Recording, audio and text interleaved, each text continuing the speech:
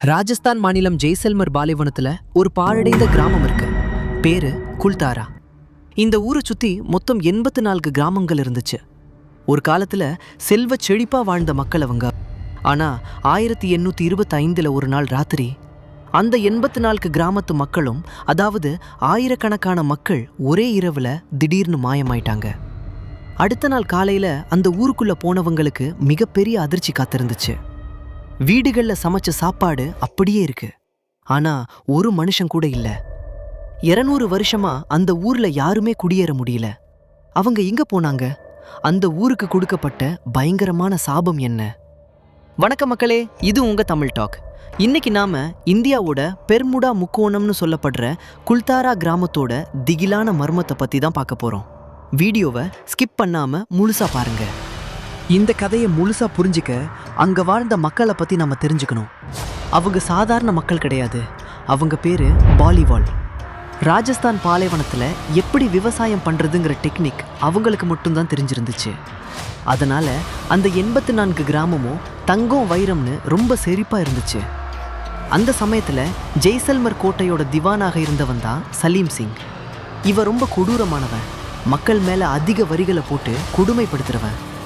இந்த சலீம் சிங்கோட கண்ணு குல்தாரா கிராமத்தோட தலைவர் பொண்ணு மேல படுது. அந்த பொண்ணு ரொம்ப அழகா இருந்திருக்கா.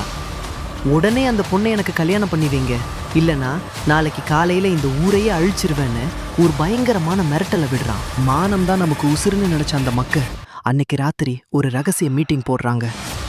84 கிராமத்து மக்களும் ஒன்னா சேர்ந்து ஒரு பெரிய முடிவெடுக்கிறாங்க. அந்த சலீம் சிங்க கிட்ட பொண்ணையும் கொடுக்கக்கூடாது, நாமளும் இங்க வாழக்கூடாதுன்னு முடிவு பண்ணி ராத்திரியோட ராத்திரியா அந்த ஊரை விட்டு கிளம்புறாங்க. ஆனா இங்க தான் தமிழ் டாக் நேயர்களுக்கான ஒரு பெரிய கேள்வி. ஆயிரக்கணக்கான மக்கள், குழந்தைகள், வயசானவங்க, மாடுகள்னு எல்லாரும் ஒரே ராத்திரில எப்படி சத்தமே இல்லாம கிளம்பி போனாங்க?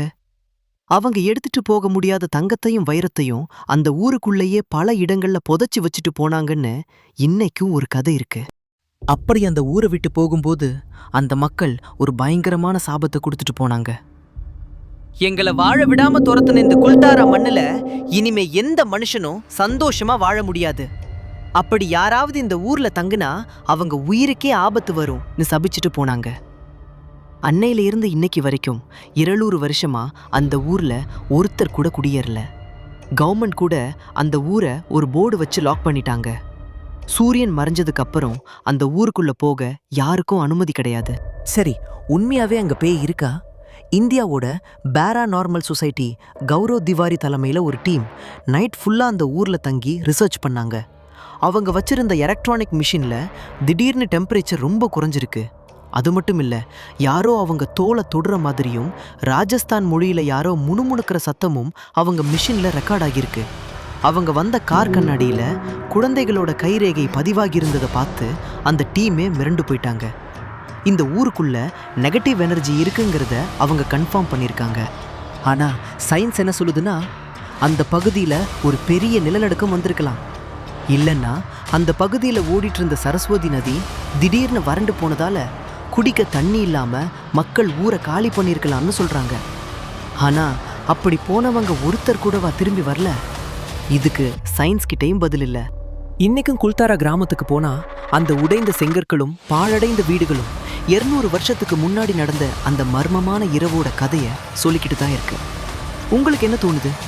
அவங்க தண்ணி இல்லாம தான் ஊரை காலி பண்ணாங்களா, இல்ல அந்த சாபம் நிஜம்தானா? உங்க கருத்தை மறக்காம கமெண்ட்ல சொல்லுங்க.